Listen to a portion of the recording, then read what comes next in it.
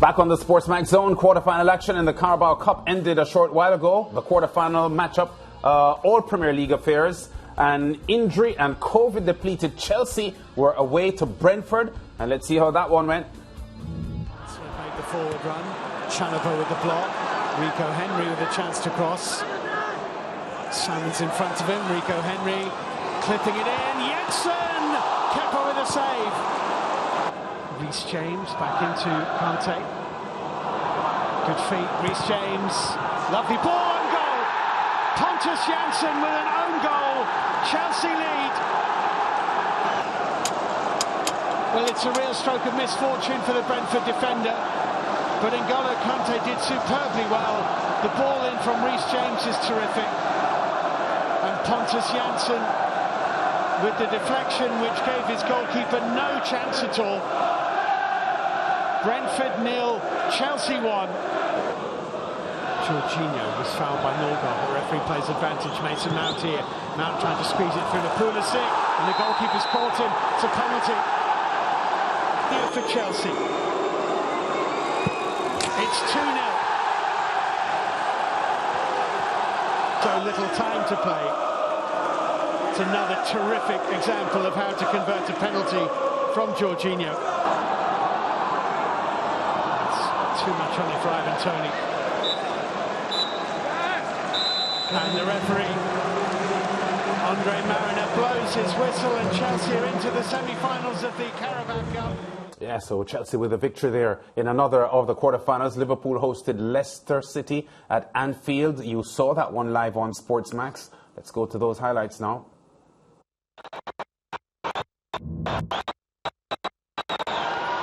Madison through to Vardy, the angle against him, doesn't matter. Jamie Vardy gives Leicester the lead at Anfield. Given away by Williams, Dewsbury Hall, Daka in hot pursuit. Daka squaring it, Vardy! 2-0 Leicester! Oh, a lovely skill from Tsimikas, how good was that? Loosen the cross, back across it comes, Firmino, seeing a box-leg, Chamberlain! Liverpool packing the tie, clearing the ball beyond Kasper Schmeichel. 3 goals already in this tie at Anfield. Nothing that Schmeichel could do with that. A little touch back from Firmino. Oxlade-Chamberlain bends it away from Kasper Schmeichel and into the corner. Dewsbury Hall, Madison gets the break of that one. Madison! Oh, it's a stunner! It is an absolute rocket from James Madison. Blink and you miss it.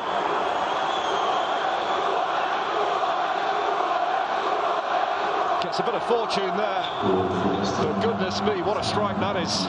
It is straight down the middle of the goal, but it was ferocious. Straight to Hardy, breaks now for Firmino, Minamino, Jota!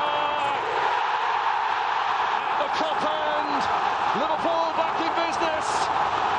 I think that would have been extremely harsh on Samara. Milner levering one and it's reached Minamino!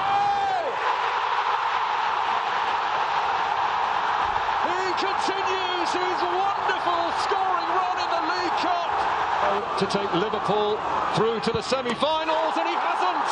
Over it goes. Leicester live to fight on. Can he save another one? Oh, he can. Brilliant save from Kelleher.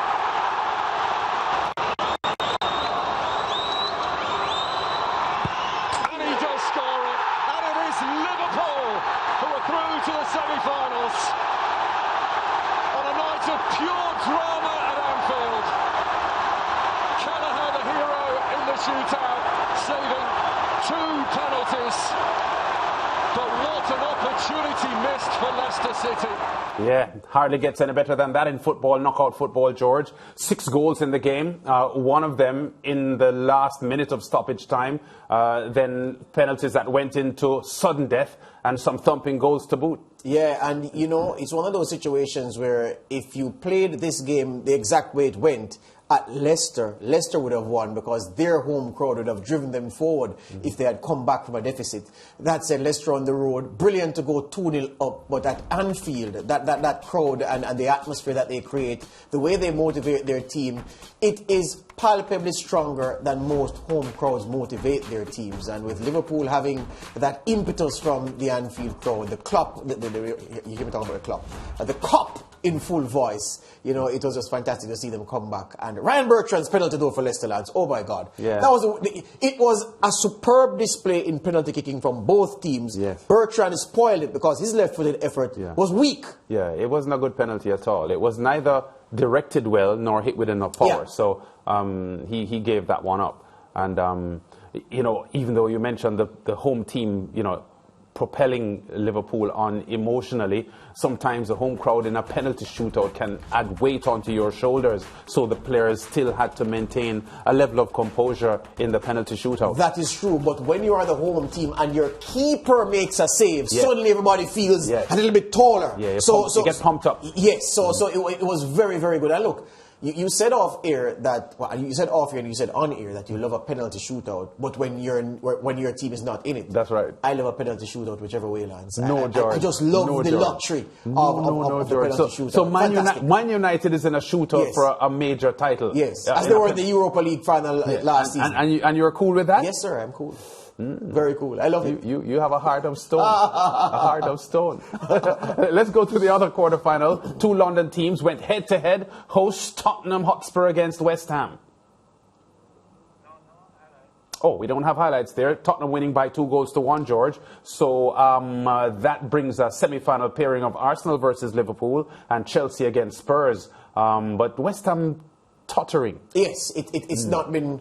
It's not been good for David Moyes' side. Look, when you have a squad as thin in quality as that, look, his first 11, very, very good. But there is no way you're going to go through a season playing European competition, European Cup competition, domestic league competition and domestic cup competition and not have injuries to your first 11. Yeah. That's what he's had.